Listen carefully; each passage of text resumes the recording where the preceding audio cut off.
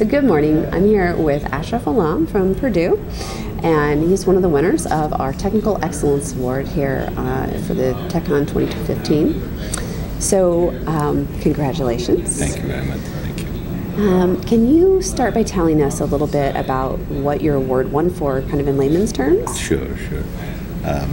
We use integrated circuit almost every day. It is in our cell phones, it is in our cars, it is in satellite and communications everywhere. And but what people often may not realize that what fantastic reliability physics hide just underneath this integrated circuit. The example I often give to my students is that the electric field within the transistors is often 1,000 times larger than the highest voltage, high voltage power lines that you see going across the street. And still that these transistors function is actually a miracle. And this miracle, of course, reflects the work of many people starting from 1970s. And what our particular contribution was to explain to the fact that when oxides or insulators and transistors get very thin, the reliability physics changes dramatically. In fact, it becomes much more reliable because at low voltages, the defect generation rate, the rate at which it degrades, dramatically slows down. So around 2,000 people wouldn't even think that iPhone-like circuits would be possible. But thanks to a lot of work by the community, fundamental physics work, lot of experimental work. Now, of course, we use it all the time. We don't even think that it will fail tomorrow. We have high degree of confidence. Right. So we have helped to lay down the foundation of this new physics of reliability. So I take a lot of pride and a lot of satisfaction in doing that work. That sounds very interesting. You have been working with the SRC for quite some time. Can you talk about how you got started with SRC? Sure. I think the thing I've always wanted to, I explain to my students and to my colleagues in what way SRC is very special. You know, there are other organizations like NSF, which was founded in 1950s, sort of encouraged by the technological innovation in the Second World War. NIH was started in around late 1900s to catch the infection disease, the people who were coming from the various countries in Europe. Cholera was a big issue, so they wanted to isolate, and that's how NIH, National Institute of Health, got started. SRC got started in response to a changing technological landscape in 1980s. But that's one type of story. That's the organizational story. But the people who live through it tell a different type of story. In my case, I sort of joined the quote-unquote SRC family in around 91.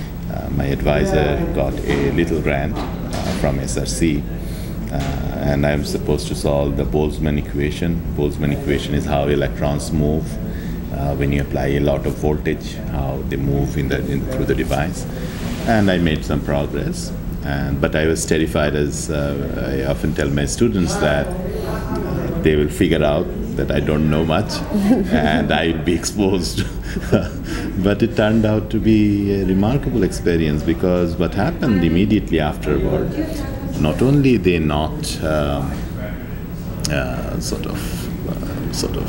they said bad things about the work. In fact, a couple of people came, they explained that how I could do the computation better. And then somebody said, do you know that your work could be applied to hot carrier degradation, and very important emerging issue. I asked, what is hot carrier degradation? I had no idea. And he explained very nicely, and I came in with one advisor. I left with 4 advisors. And that is something that has always stayed with me, because I don't think in any other place.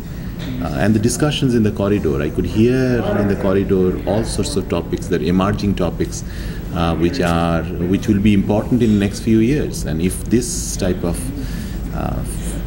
event didn't occur, I wouldn't have known them. A couple of years later, when I finished my PhD, one of the mentors hired me in Bell Labs because he knew me personally. It's not like a one-day interview. It was like a 4-year interview. So Yeah. he knew much about my work, my personality, what I enjoyed. I worked for a few years on those. I was supposed to work on lasers, semiconductor lasers. But in the corridor, I kept hearing about the topics of reliability, for which I won the prize this year.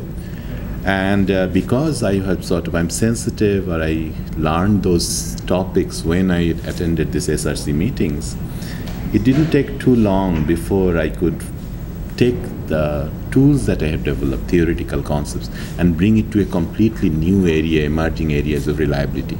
The people who are working in the field probably didn't see the problem in this new light. And I was able to come in with a different background and all of a sudden solve a class of problems. Wow. And then I returned back to Purdue. Yeah. So now SRC supports me as a PI. Yes. It's a different now because I can now see the other side. And the other side is, again, I can see the value of the mentorship. I can see the value of the filtering of the problem, because SRC chooses this problem very carefully by talking to a lot of people. Mm-hmm. And so I know that the problem is relevant, and that's very important. Right. And finally, after a student is about to graduate, and then I can call somebody and say that I have a terrific student, would you hire him? So that also gives me a network. So what I wanted to say, that starting from a student, then getting hired by a company, then as a PI right now, I have found that this is a delicate but very positive ecosystem that sort of connects the pieces very well. One thing I often worry about, there's a lot of changes everywhere in our industry. And I hope that SRC will change in a way that sort of preserves this ecosystem. Ecosystems are very delicate. Yes. You take out one piece, you think that, okay, it doesn't cost much, or doesn't look very effective. But then very soon you realize that it has many other pieces which have been taken out. So that system of students and industry and professors is really and the important. choice of problems. I mean, the technology industry knows what is important problems. If the problem is not important, the solution cannot be important. Right. So defining important problems with this filter, where a set of people are sitting, the top people from industry, the student knows their work is relevant. Right. And this is incredibly powerful. NIH, NSF, they do also very good work. But this type of active mentoring, problem selection, follow-up, this is something I think is very unique for SRC. Yeah, well, it sounds like you're a great SRC champion. It sounds like you have had such good experiences. I'm so happy. So, TechOn is a very student-focused event, so we thought maybe in closing we'd give you the opportunity to offer a piece of advice for our students. Yeah. So maybe one advice is sort of to be very curious. Of course, we work on a specific topic. Our advisors have chosen that topic often. But there are all sorts of beautiful work that are happening all around.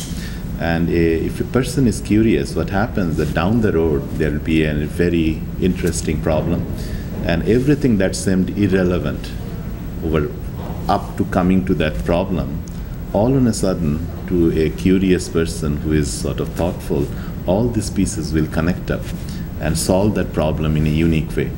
So the thing that we think redundant or that's not so important in the ecosystem, I think is very important to not only do his own work, but to be sort of very curious about other people's work.